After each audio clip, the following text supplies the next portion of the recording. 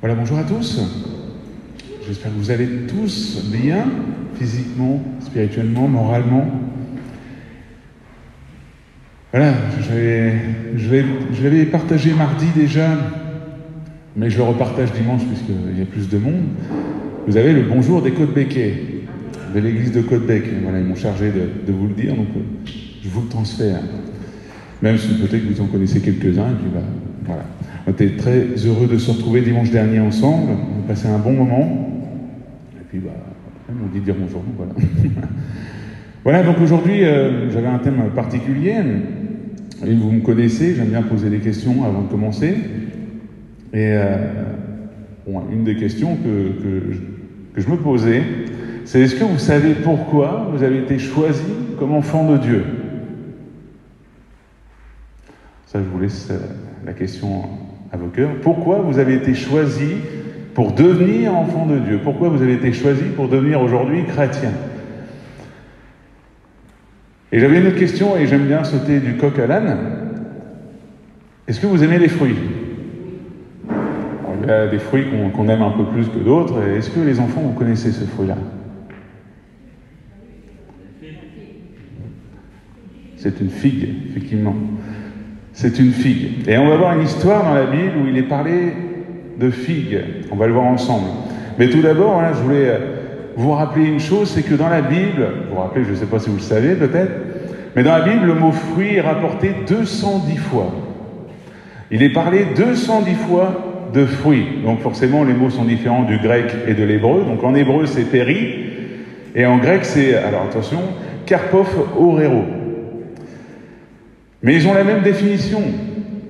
Alors quand j'ai regardé cette définition en hébreu et en grec, voilà ce qu'ils donnent. Ils disent que c'est donc forcément un fruit.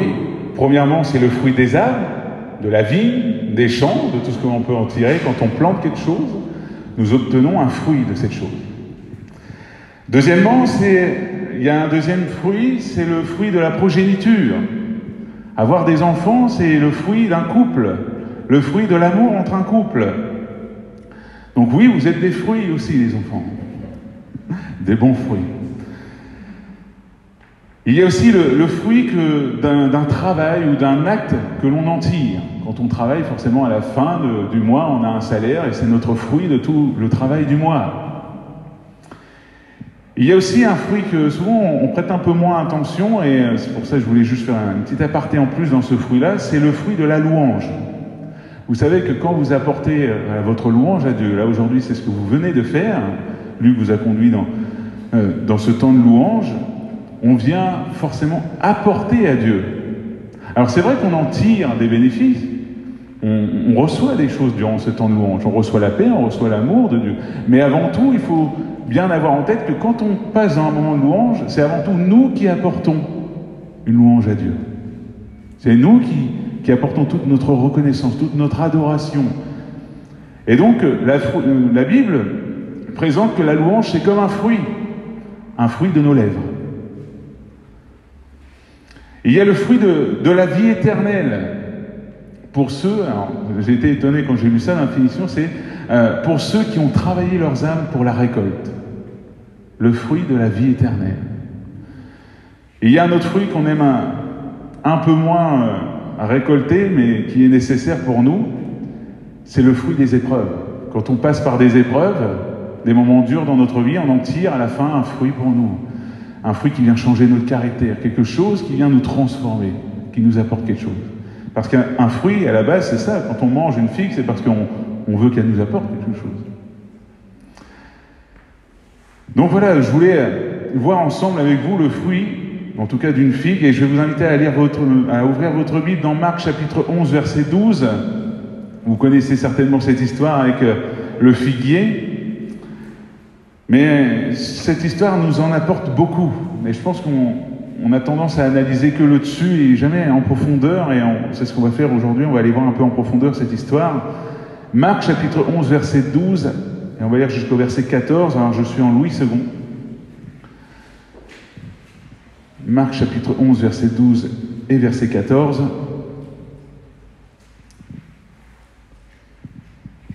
Le lendemain, après qu'ils furent sortis de Béthanie, Jésus eut faim. Apercevant de loin un figuier qui avait des feuilles, il alla voir s'il trouvait quelque chose. Et s'en étant approché, il ne trouva que des feuilles, car ce n'était pas la saison des figues. Prenant alors la parole, il lui dit que jamais personne ne mange de ton fruit. Et ses disciples l'entendirent. Amen. On va aller un peu plus loin au verset 20. Marc chapitre 11, versets 20 à 26. Là, on voit le résultat de ce qui est devenu ce figuier. Le matin, en passant, les disciples virent le figuier séché jusqu'aux racines. Pierre, se rappelant ce qui s'était passé, dit à Jésus, « Rabbi, regarde le figuier que tu as maudit a séché. » Jésus prit la parole et leur dit, « Ayez foi en Dieu. Je vous le dis en vérité, si quelqu'un dit à cette montagne, ôte-toi de là et jette-toi dans la mer, et s'il ne doute point en son cœur, mais croit que ce qu'il dit arrive, il le verra s'accomplir. C'est pourquoi je vous dis, tout ce que vous demanderez en priant, croyez que vous l'avez reçu, et vous le verrez s'accomplir. Et lorsque vous êtes debout faisant votre prière, si vous avez quelque chose contre quelqu'un, pardonnez, afin que votre Père qui est dans les cieux vous pardonne aussi vos offenses. Mais si vous ne pardonnez pas, votre Père qui est dans les cieux ne vous pardonnera pas non plus vos offenses. Amen. Donc on voit la leçon que Jésus tire de ce figuier qu'il a maudit. C'est de dire d'avoir la foi, que quand on demande quelque chose, quand on prie pour quelque chose, de croire que cette chose va arriver. Et de ne pas juste faire des vœux, entre guillemets, de dire Seigneur fais ça, et puis ne pas finalement apporter grande intention et de dire voilà, bon j'ai prié maintenant. Non, il faut croire que cette chose va arriver, croire que cette chose va se faire. Et c'est ce que Jésus avait fait. Alors on me dirait, là c'est un figuier. Jésus va maudire ce figuier. Et il savait que ce figuier allait sécher. Parce qu'il savait que Dieu exauçait les prières. Et c'est pour cela qu'il va donner cette leçon. Mais on va aller un peu plus loin avec l'histoire du figuier. Je voudrais aller un peu plus loin avec vous. On va voir un truc avec ce figuier, c'est que voilà. Donc Jésus vient voir ce figuier, il a faim, et il voit qu'il est en feuille, il va chercher des fruits à ce figuier. Il va chercher, voir si ce figuier porte du fruit et s'il y a quelque chose à en tirer de ce figuier. Et donc il voit une chose, c'est qu'il ne porte pas de fruits. Il voit que des feuilles, et il se dit, mais finalement, il ne sert pas à grand-chose. Donc du coup, il va le maudire, et puis on va en tirer aussi une leçon de cela. Moi, personnellement, ce figuier, je le vois comme ça. Ce figuier, il avait l'apparence d'un figuier. Il avait les feuilles d'un figuier, il avait peut-être la grandeur d'un figuier, il est peut-être enraciné comme un figuier, mais il n'avait pas les fruits du figuier. On est d'accord? Il est facile d'avoir l'apparence d'un chrétien ou d'une chrétienne, de se comporter comme un chrétien ou une chrétienne, mais beaucoup plus difficile d'avoir les fruits du chrétien et de la chrétienne. Il est facile de faire semblant d'être chrétien. Il est facile de prendre sa Bible, de la mettre sous le bras et de venir fièrement le dimanche. Mais si vous ne portez pas les fruits du chrétien, vous n'êtes pas chrétien. Si quelqu'un vient vers vous, et il y a un proverbe d'abord, j'ai lu cette semaine d'ailleurs un texte qui avait pour titre « L'habit ne fait pas le moine ». Cette expression-là est tirée d'une histoire où des personnes voulaient rentrer dans un fort et en fait ils se sont habillés en moine pour entrer dans ce fort. Il y a un autre proverbe espagnol que j'aime beaucoup, l'arbre est connu par ses fruits, non par ses racines. Si vous êtes chrétien, on doit connaître de vous que vous êtes chrétien parce que vous portez des fruits chrétiens, pas parce que vous ressemblez à un chrétien. Sachez que je me parle à moi avant tout. Il attend de vous que vous portiez du fruit, que vous produisiez quelque chose. Vous les connaissez, ces fruits, je suis sûr que vous pourriez me réciter le verset par cœur. C'est dans Galates, chapitre 5, versets 22 à 23. Mais le fruit de l'esprit, c'est l'amour, la joie, la paix, la patience, la bonté, la bénignité, la fidélité, la douceur, la tempérance. La loi n'est pas contre ces choses. Tout à l'heure, Luc nous disait que dans ce qu'il apportait, que quelqu'un ressentait cette paix qu'il a désirée. Mais la paix est un fruit de l'esprit que nous devons produire. Donc tout naturel, et j'en suis bien content d'ailleurs, si cette personne aujourd'hui ressent cette paix, c'est que cette Église produit du fruit. C'est que vous produisez du fruit, c'est très très bon. Et donc si quelqu'un veut goûter ce fruit, eh bien qu'il vienne à Jésus. C'était clairement le message de Luc tout à l'heure. C'était clairement que si cette personne avait goûté cette paix, avait ressenti cette paix, ben si tu veux la recevoir, cette paix, que tu viennes à Jésus. Parce que Jésus seul pourra te donner ses fruits en toi. Faire produire du fruit de l'esprit. Donc te donner l'amour, la joie, la paix, la patience. Faire produire tous ces fruits dans ton caractère en toi. Donc maintenant, mes frères et sœurs, quand quelqu'un vient vers vous, techniquement, il est censé en tirer du fruit de vous. Il n'est pas censé s'y piquer les doigts, il n'est pas censé y rencontrer des ronces, mais il est censé venir vers vous et pouvoir saisir du fruit de l'amour, de la paix, de la joie, de pouvoir ressentir cet amour que vous avez reçu en vous. Et de la patience. La patience, on pourrait aller plus loin. De la patience, de la bonté, de la bénédicité, de la fidélité, la douceur, la tempérance. Quand quelqu'un vient vers vous, il est censé trouver tout cela en vous. Parce que vous avez été appelés à porter du fruit. Vous avez été appelés à porter du fruit. C'est pour cela que Jésus vous a choisi. C'est pour cela que Dieu a fait de vous des enfants.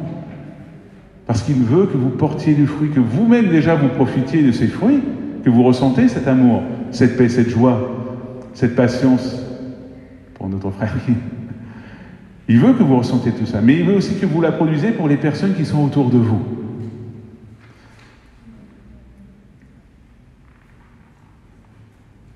On voit une deuxième chose de ce figuier que je vois dans la Bible. Ce figuier, il était certainement bien enraciné puisque Jésus est venu, il s'attendait à avoir du fruit. Ce figuier était certainement bien enraciné, il avait certainement bien grandi puisqu'il voyait des feuilles en plus. Il avait certainement tout ce qu'il avait besoin, de l'eau, de la terre, du soleil. Mais pour autant, il ne produisait pas de fruits. Alors peut-être que toi, aujourd'hui, tu as tout ce que tu as besoin. Tu as l'apport spirituel de la parole, tu as des temps dans la présence de Dieu en priant, mais pourtant tu vois très bien que tu ne portes pas de fruits. Martin Luther dira « Il y a bien des années que je lis la Bible 2 fois par an.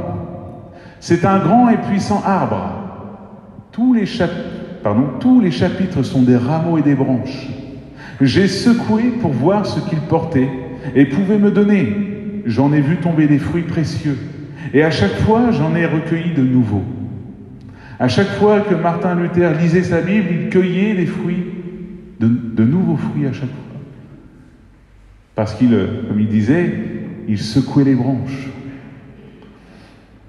Il y a une autre image que je vous avais déjà partagée il y a un bout de temps maintenant, qu'en tant que chrétiens, nous, pour donner une image, on est un peu comme une plante. Nous devons être enracinés dans la parole de Dieu, nous devons être arrosés du Saint-Esprit, se tenir sous la présence du soleil de Dieu pour que notre foi puisse grandir et pour qu'elle puisse porter du fruit. Donc je vous encourage, c'est très très bien de lire votre Bible, c'est très très bien de prier, de prendre du temps de prière, ça je ne vous dirai pas le contraire, c'est très important, persévérer. D'ailleurs, c'est ce que Romains 10, verset 17 dira. « Ainsi, la foi vient de ce que l'on entend, et ce que l'on entend vient de la parole de Dieu. » Alors, si tu te nourris de la parole de Dieu, ta foi ne peut que grandir. Donc, je t'encourage encore à t'enraciner encore plus dans la parole, à prier encore plus. Mais il y a une chose que tu dois faire, et cette chose-là, c'est un peu plus difficile pour le chrétien, parce que notre nature a tendance à lutter contre ça, c'est d'obéir à la parole. D'obéir à la parole. Si tu n'obéis pas, tu ne porteras pas de fruits. Tu peux la lire, tu peux prier autant que tu veux, tu peux prendre du temps dans l'église, venir chaque jour à l'église.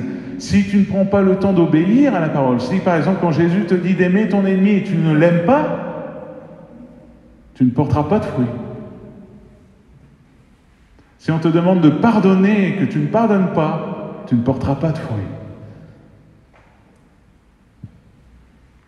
Pensez à ceux qui vous ont un jour, pour la première fois, apporté la parole de Dieu. Si ces personnes ne portaient pas de fruits, où seriez-vous? Où seriez-vous s'ils n'avaient pas porté de fruits, s'ils ne vous avaient pas partagé soit leur témoignage ou la parole de Dieu, s'ils ne vous avaient pas pris du temps avec vous pour vous expliquer les choses? Où seriez-vous?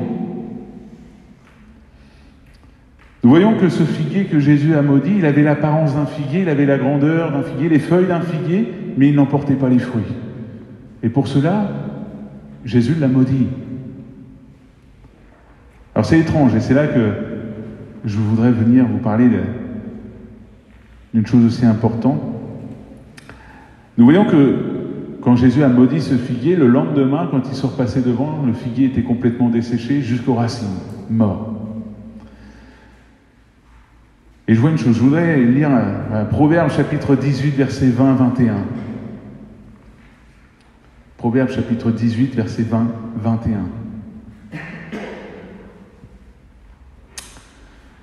C'est du fruit de sa bouche que l'homme rassasie son corps. C'est du produit de ses lèvres qu'il se rassasie. La mort et la vie sont au pouvoir de la langue. Quiconque l'aime en mangera les fruits. Je répète juste la fin de ce verset. La mort et la vie sont au pouvoir de la langue. Quiconque l'aime en mangera les fruits. Par une parole, vous aussi, mes frères et sœurs, vous pouvez dessécher l'âme d'une personne. Par vos paroles, mes frères et sœurs, vous pouvez au contraire revitaliser l'âme d'une personne. Au bout de notre langue, il y a, comme dit la Bible, la mort et la vie sont au pouvoir de la langue. Moi, je me suis posé cette question, je me suis dit, Jésus, il guérissait les malades, il délivrait les possédés, il donnait la vue à ceux qui étaient aveugles, il a même redonné la vie à Lazare. Quand on voit son chemin, Jésus il n'a fait que de donner la vie. Et c'est le moment là que l'on voit ce figuier, c'est le seul moment où il va maudire ce figuier pour le faire mourir. Je me suis dit, mais comme du temps des 5 pains, des 2 poissons, il aurait pu tout simplement demander des figues à ce figuier. Puisque quand les 5 pains et 2 poissons, vous vous rappelez de ce miracle, il prend les 5 pains et 2 poissons de ce jeune garçon, il prie et il nourrit plusieurs milliers de personnes avec. Et là, ce figuier qui est là, Jésus ne va pas demander qu'il produise du fruit, non, il va demander à ce qu'il meure. Jésus nous donne encore une leçon. C'est pas pour rien que c'est arrivé comme ça. C'est de l'abondance du cœur que la bouche parle. Matthieu 12, 34. Il nous voulait nous donner cette leçon de dire que par nos paroles, on peut tuer quelqu'un, on peut donner la vie à quelqu'un. Ces paroles que vous recevez aujourd'hui, ou que vous lisez chaque jour, la parole de Dieu, elle n'est pas faite que pour vous. Elle est faite aussi pour les personnes qui sont autour de nous. Quand on reçoit quelque chose, il nous faut aussi le donner, produire du fruit avec nos lèvres. Et nous, ce qu'on souhaite en tant que chrétiens, c'est produire des fruits de vie, des fruits qui revitalisent, des fruits qui donnent l'amour, la paix, la joie, la patience. Et nous ne voulons pas donner la mort. Donc c'est pour cela que quand vous avez quelque chose, que vous recevez un fruit que vous tirez de la Bible, ce fruit-là, vous êtes appelé à le partager à quelqu'un qui en aurait besoin aussi sur le côté. Vous pouvez donner, par une parole que vous avez reçue de Dieu, vous pouvez donner la vie à quelqu'un dans votre entourage. Vous pouvez produire du fruit. Et cela, c'est à vous de le faire. Je ne peux pas le faire pour vous, moi-même, je dois le faire aussi. Moi-même, je dois le faire dans mon entourage. Je pourrais aller voir, je ne sais pas si je vais voir... Allez, je vais choisir qui? Je vais choisir mon frère Jacques. Si je viens voir Jacques et je lui dis, Jacques, t'es un super chrétien. T'es le top du summum des chrétiens que je peux connaître à Fécamp. Ça, pour Jacques, ça va lui faire du bien d'entendre ça. Mais si je vais voir, je ne sais pas, je choisis Françoise, que je vais voir Françoise et je dis, Françoise, il faudrait que tu fasses des efforts. Là, niveau chrétienne, c'est pas top. Ça peut la décourager. Vous voyez que nos mots peuvent tuer, peut dessécher ou peut revitaliser les personnes. Donc apprenons à ne pas critiquer, apprenons à produire des fruits qui donnent la vie avec nos lèvres. Des fruits qui puissent apporter l'amour, la paix, la joie, la patience, la bonté, la bénignité, la tempérance. Alors je vous pose cette question, mais Répondez juste dans votre cœur, est-ce que tes lèvres produisent du bon fruit? Est-ce que ta bouche produit du bon fruit qui donne la vie? Ou est-ce que tu es tout le temps, constamment en train de juger, de critiquer ou de, entre guillemets, on remplace ça par constater?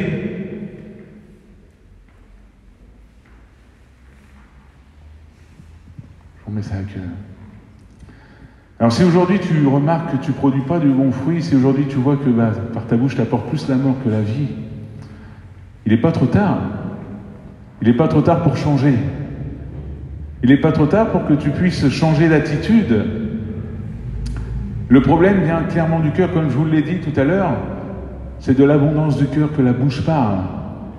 Donc aujourd'hui, si tu souhaites changer, tu peux demander pardon à Dieu, de dire « Seigneur, pardonne-moi pour ces paroles que j'ai pu avoir, ces critiques, ces jugements, ces constatations que j'ai pu souvent faire. Je te demande pardon et Seigneur, viens changer mon cœur. Change tout en moi, change mes paroles, change ma façon de penser. Viens développer en moi ce fruit de l'Esprit. Remplis-moi de ton Saint-Esprit. » Parce que c'est le Saint-Esprit qui produit du fruit en nous. Prenons du temps aussi pour demander d'être remplis du Saint-Esprit. Surtout ces temps-ci, vous savez, ces temps-ci, je ne sais pas si vous avez remarqué, mais il suffit d'une parole pour que les gens la prennent, vous la déforment et puis ils commencent à être contre vous. On est dans des temps qui sont terribles puisqu'on n'est plus libre, finalement, on parle de la liberté d'expression, mais on n'est plus vraiment libre de parler de ce que l'on veut puisque dès qu'on dit quelque chose, surtout la vérité, on est vite jugé, on est vite même condamné.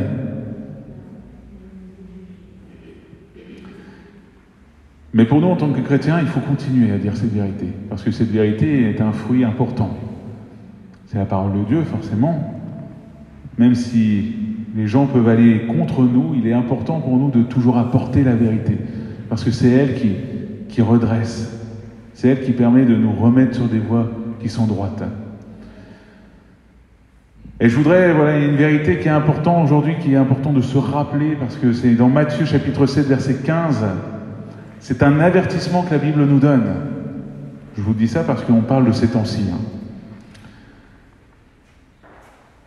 Matthieu chapitre 7, verset 15, verset 20, on va lire, jusqu'à verset 20. Il est clairement dit, très clairement, « Gardez-vous des faux prophètes. Ils viennent à vous en vêtements de brebis, mais au-dedans ce sont des loups ravisseurs. Vous les reconnaîtrez à leurs fruits. Cueille-t-on des raisins sur des épines ou des figues sur des chardons? Tout bon arbre porte du bon fruit, mais le mauvais arbre porte du mauvais fruit. Un bon arbre ne peut porter de mauvais fruits, ni un mauvais arbre porter du bon fruit. Tout arbre qui ne porte pas de bons fruits est coupé et jeté au feu. C'est donc à leurs fruits que vous les reconnaîtrez. Il est encore parlé de fruits. C'est donc à leurs fruits que vous les reconnaîtrez. Et il y a une parole que je voulais encore lire avec vous là tout de suite, Matthieu chapitre 24, verset 4, on va lire jusqu'au verset 14, parce que cette parole, elle est en train de s'accomplir aujourd'hui. Elle est en train de s'accomplir. Ça me fait penser au temps de Jésus quand il va se mettre à lire Ésaïe devant le temple et puis qu'il va dire aux frères et sœurs dans le temple, dire, bah oui, mais cette parole est en train de s'accomplir aujourd'hui par moi, et là tout le monde va s'offusquer. Mais aujourd'hui, nous avons aussi la parole de Dieu qui est en train de s'accomplir. Matthieu 24, verset 4. Jésus leur répondit, « Prenez garde que personne ne vous séduise, car plusieurs viendront sous mon nom, disant, c'est moi qui suis le Christ. Et ils séduiront beaucoup de gens. Vous entendrez parler de guerre et de bruit de guerre. Gardez-vous d'être troublés, car il faut que ces choses arrivent. Mais ce ne sera pas encore la fin. Une nation s'élèvera contre une nation, et un royaume contre un royaume. Il y aura en divers lieux des famines et des tremblements de terre. » Un tremblement de terre, il y en a eu un hier, Haïti. « Tout cela ne serait que le commencement des douleurs. Alors on vous livrera au tourment et l'on vous fera mourir, et vous serez haïs de toutes les nations à cause de mon nom. Alors aussi plusieurs succomberont et ils se trahiront et se haïront les uns les autres. Plusieurs faux prophètes s'élèveront et ils séduiront beaucoup de gens. Et parce que l'iniquité se sera accrue, la charité du plus grand nombre se refroidira. Mais celui qui persévérera jusqu'à la fin sera sauvé. » Cette bonne nouvelle du royaume sera prêché dans le monde entier pour servir de témoignage à toutes les nations. Alors viendra la fin. Amen. Mais celui qui persévérera jusqu'à la fin sera sauvé. Toutes ces choses, on le voit aujourd'hui en train de se réaliser. Ces tremblements de terre, ces famines, ces guerres, ces épidémies, on voit que toutes ces choses sont en train de réaliser. Donc aujourd'hui, et je reviens un peu au message que vous avez eu dimanche dernier, que Jésus revient bientôt. Et en tant que chrétien, il nous faut être prêt, être en train de porter du fruit. Être prêt à partir pour Dieu et à ne plus regarder à ce monde qui, on sait très bien, court à sa perte. En parlant des faux prophètes qui portent du mauvais fruit, vous les reconnaîtrez. Hein. Il n'y a pas longtemps, je voyais une vidéo d'un pasteur qui, lui, était sur l'estrade. Il était là en train de prier pour les soi-disant chrétiens qui étaient dans cette église. Et il y a des chrétiens qui étaient devant lui, puis qui jetaient clairement de l'argent devant lui. Plus il jetait l'argent, plus il était béni. C'est vrai qu'on en rigole, mais c'est grave au fond. On voit que ce pasteur, ce soi-disant pasteur en tout cas, on voit que le fruit qu'il portait, c'était clairement pas du bon fruit, c'était pour juste rechercher à s'enrichir. Une autre église où un couple de lesbiennes qui est devenu pasteur se sont mariés il n'y a pas longtemps. On voit dans ces temps de la fin que tout est en train de divaguer un peu, de perdre la vraie notion de la vérité, que la parole de Dieu est. Et pour cela, à travers cela, on voit les fruits de ces personnes. On voit que ces églises avaient l'apparence d'une église, ils avaient l'apparence des frères et sœurs dans cette église, mais ne portaient pas les fruits de l'église. Qui malheureusement, n'oublions pas que l'église est l'épouse de Christ. On ne fait pas n'importe quoi. Donc veillez, je vous lance encore cet avertissement, veillez à ce que vous écoutez, surtout sur les réseaux sociaux, surtout même à la télé. Veillez à qui vous écoutez aussi. Un certain prédicateur, maintenant on trouve des multitudes de prédicateurs sur Internet. Il suffit juste d'ouvrir les réseaux sociaux, il y en a énormément. Mais je vous appelle à être des chrétiens comme les chrétiens de Béret. Quand vous recevez une parole, allez la vérifier dans la parole de Dieu. Ouvrez votre Bible. Parce que la Bible, elle, c'est la vérité. C'est elle qui vous apportera ce que vous avez besoin. C'est de elle que vous en tirez des fruits qui sont bons pour vous. Et c'est grâce à elle que vous porterez des fruits. Ne vous limitez pas juste à ce que, même moi, ce que je peux vous dire ce matin, ne vous limitez pas jusqu'à ce que je vous dis. N'hésitez pas à faire comme notre sœur Brigitte qui ouvre sa Bible aujourd'hui, puis qui regarde si c'est vraiment vrai ce que je dis. Mais c'est vrai, mais c'est important. Et je vous encourage à le faire. Parce qu'il y a tellement de personnes qui prennent la parole de Dieu, qui ont l'apparence, puis qui aiment bien tordre l'Écriture jusqu'au point de pouvoir faire juste dire ce qu'ils veulent, finalement. Leur message à eux, et pas le message que Dieu veut vous dire. C'est par elle que vous allez tirer du fruit que vous avez besoin. C'est par elle que vous allez produire aussi du fruit. Nous sommes dans des temps où la parole de Dieu est en train de s'accomplir, donc elle s'est accomplie depuis des années, elle s'accomplit toujours, et elle s'accomplira encore. Mais c'est à nous de construire sur le roc. Et quel est ce roc? Vous connaissez la réponse? C'est Jésus, effectivement. Ce roc qui est Jésus. Vous connaissez cette histoire? Bon, je pense qu'elle est par cœur, mais est-ce que elle se trouve dans Matthieu chapitre 7, versets 21 à 27, pour ceux qui veulent la lire, on va la lire vite fait. Ceux qui me disent « Seigneur, Seigneur » n'entreront pas tous dans le royaume de Dieu, des cieux, pardon. Mais celui-là seul qui fait la volonté de mon Père est dans les cieux. Donc on parle encore de l'obéissance. Celui-là qui fait la volonté de Dieu qui rentrera dans les cieux. Plusieurs me diront ce jour-là « Seigneur, Seigneur, n'avons-nous pas prophétisé par ton nom? N'avons-nous pas chassé des démons par ton nom ?» Alors je leur dirai ouvertement, je ne vous ai jamais connu. Retirez-vous de moi, vous qui commettez l'iniquité. C'est pourquoi quiconque entend ces paroles que je dis et les met en pratique sera semblable à un homme prudent qui a bâti sa maison sur le roc. La pluie est tombée, les torrents sont venus, les vents ont soufflé et se sont jetés contre cette maison. Elle n'est point tombée parce qu'elle était fondée sur le roc. Aujourd'hui, je t'appelle à fonder ta vie sur le roc. Pas sur du sable. On va voir l'histoire encore du sable. Mais quiconque entend ces paroles, je vous dis, ne met pas en pratique, sera semblable à un homme insensé qui a bâti sa maison sur le sable. La pluie est tombée. Donc quand il parlait de la pluie ou des torrents, il est parlé des épreuves de la vie, que ce soit la maladie, que ce soit plein d'autres choses. La pluie est tombée, les torrents sont venus, les vents ont soufflé. Et ils ont battu cette maison et elle est tombée et sa ruine a été grande. Pourquoi? Parce qu'il a bâti sur du sable. Bâtir sur du sable, c'est quoi pour vous? C'est celui qui se confie plutôt à sa richesse, celui qui va chercher à avoir la plus belle des maisons, celui qui va chercher à avoir la plus belle des choses matérielles, à se dire, moi j'ai une bonne carrière maintenant, je suis tranquille jusqu'à la retraite. Mais c'est pas ça qui vous ouvrira la porte des cieux. Le seul qui vous ouvre la porte des cieux, c'est Jésus-Christ. Et pour construire ta vie sur le roc, sur Jésus, c'est à toi de t'engager. C'est à toi de t'engager, d'accepter Jésus comme ton sauveur, de t'engager avec lui, de dire « Seigneur, maintenant, je ne veux pas juste lire ta parole, je veux faire plus, je veux obéir à ta parole, je veux la vivre, je veux porter ces fruits de l'Esprit. » Pour que les gens qui sont autour de moi ne me voient plus moi, mais qui te voient à travers moi. Donc aujourd'hui, je te pose cette question, qu'attends-tu? Qu'est-ce que tu attends? Est-ce que tu attends d'être parfait? Tu vas attendre longtemps. Tu vas attendre longtemps. Le jour où tu seras parfait ou parfaite, ce sera le jour où tu seras auprès de Jésus, dans son royaume. On sait très bien que même moi qui suis là derrière un micro en train de vous parler, je ne suis pas parfait. Même moi, au niveau des fruits, j'ai encore du travail. Mettez-moi derrière un volant. Vous verrez qu'au bout d'une heure de route, vous allez vite en avoir marre de moi. J'ai encore aussi des choses à travailler. Et pour ça, il faut le vouloir. Il faut déjà chercher à le faire. Il faut vouloir obéir à la parole de Dieu, à dire « Seigneur, je veux me mettre devant toi. » Et puis quand on voit qu'on a manqué de fruits, qu'on a manqué de porter du bon fruit, Seigneur, je te demande pardon. Viens encore changer cela en moi. Viens changer cela. Donne-moi ton amour. Alors l'amour, j'aime bien parler d'amour, parce que en fait l'amour, ça englobe tous les autres fruits. Ça englobe la paix, ça englobe la joie. Quand vous êtes plein d'amour, vous ne pouvez être que douceur envers les personnes, vous pouvez être que plein de paix, plein de joie envers les autres qui sont autour de vous. Donc voilà pourquoi je dis amour. Souvent, il y a des personnes qui sont déjà venues me voir, souvent à travers les réseaux sociaux, qui me demandent cette question de dire, mais quelle est la volonté de Dieu pour moi?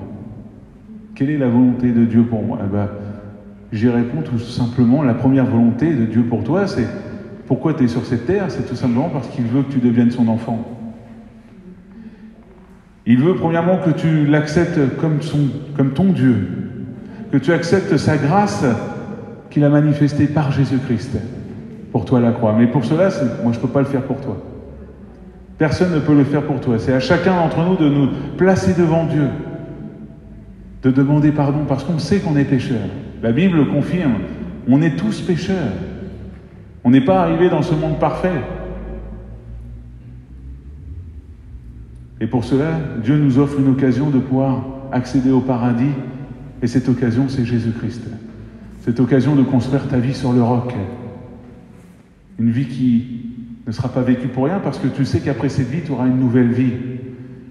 Une vie pleine d'amour, de paix, de joie. Une vie qui sera littéralement pas pareille que cette vie que tu es en train de vivre aujourd'hui.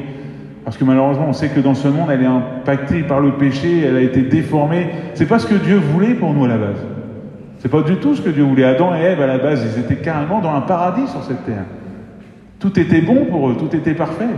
Mais malheureusement, par leur désobéissance, par le péché, parce que le péché, c'est la rébellion contre Dieu. C'est ça le péché, la définition du péché. C'est de se rebeller contre Dieu. Et en désobéissant à Dieu, en se rebellant contre Dieu, ils ont fait venir ce péché, ont dénaturé toute cette création que Dieu avait créée. Et malheureusement, on subit les conséquences, nous qui sommes les descendants. Nous sommes impactés par le péché. Et c'est pour cela que Jésus est venu pour nous sauver. Parce qu'il a décidé de nous ouvrir la porte du ciel. Mais pour cela, c'est à toi d'accepter Jésus. C'est à toi de demander pardon pour tes péchés, de dire « Seigneur, je te demande pardon, je veux changer.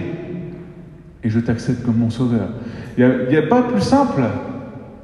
Il n'y a pas de complications à faire. Il n'y a pas de sacrifice non plus à faire ou quoi que ce soit, puisque le sacrifice est fait.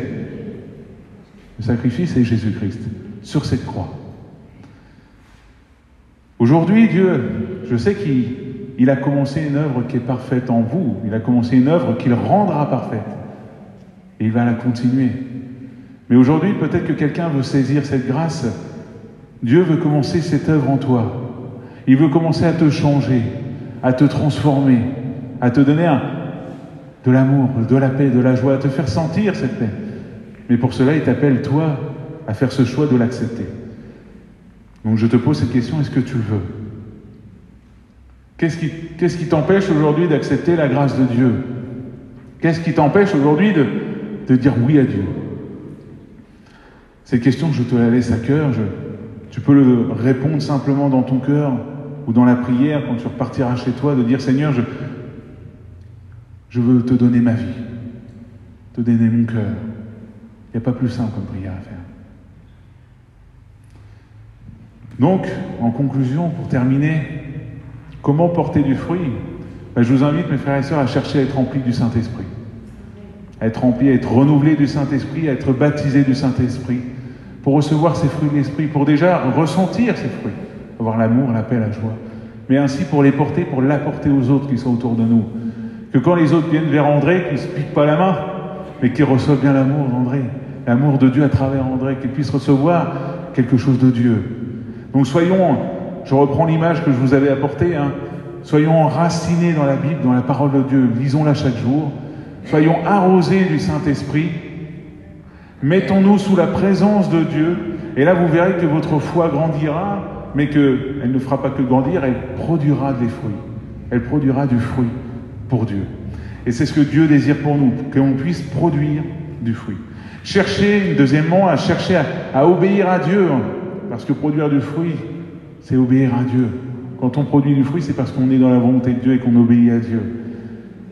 Cherchez à obéir à la parole de Dieu. Et ne soyons pas des faux chrétiens qui viennent avec le manteau du chrétien le dimanche, qui dit « Oui, moi, ça va bien la semaine. On n'est pas parfait, je le sais très bien. » Chacun dit, si quelqu'un dit qu'il est parfait, bon, tant mieux pour lui.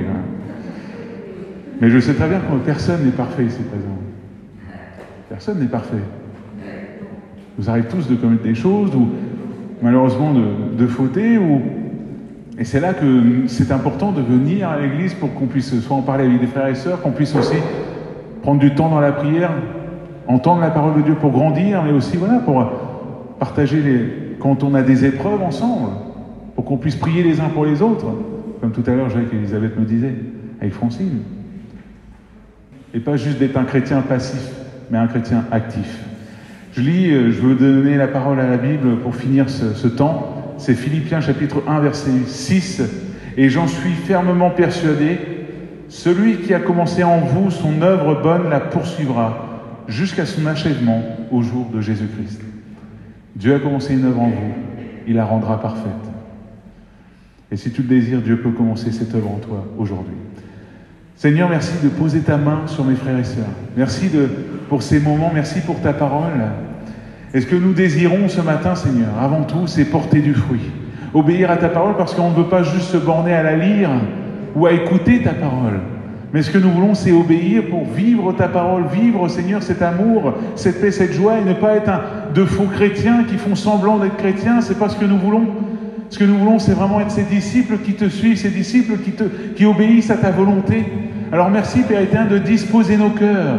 Et si aujourd'hui, il y a un cœur aujourd'hui qui se rend compte qu'il ne produit pas du bon fruit, Père éternel, pose ta main sur ce cœur, viens le renouveler, viens le guérir complètement, viens lui donner un cœur nouveau, Père éternel, pour qu'il puisse être bien disposé à te servir et à obéir ta parole. Dans le nom de Jésus, merci pour ce que tu fais pour ces personnes. Aujourd'hui, il y a peut-être quelqu'un aujourd'hui qui souhaite engager sa vie avec toi, et je te le remets entre tes mains. Merci, Père éternel, de fortifier ces personnes, de l'encourager, qu'elles puissent saisir cette grâce, qu'elles puissent saisir, Seigneur, ce merveilleux choix, Seigneur, de faire partie de la famille de Dieu. Alors merci, Père éternel, de le bénir, de le conduire encore dans ta volonté, de le conduire là où il doit faire ce choix de t'accepter, Père, d'accepter ta grâce et de te demander pardon. Merci de toucher son cœur à salut, de le remplir de ton Saint-Esprit. Je te demande aussi de remplir mes frères et sœurs de ton Saint-Esprit, qu'ils puissent être renouvelés au plus profond de leur être, afin qu'ils puissent ressentir ces fruits de l'Esprit, mais aussi porter du fruit de l'Esprit. Qu'afin que les gens qui soient autour de nous puissent voir que nous sommes des témoins remplis d'amour, qu'ils ne voient plus notre personnalité à nous, mais qu'ils te voient à travers nous.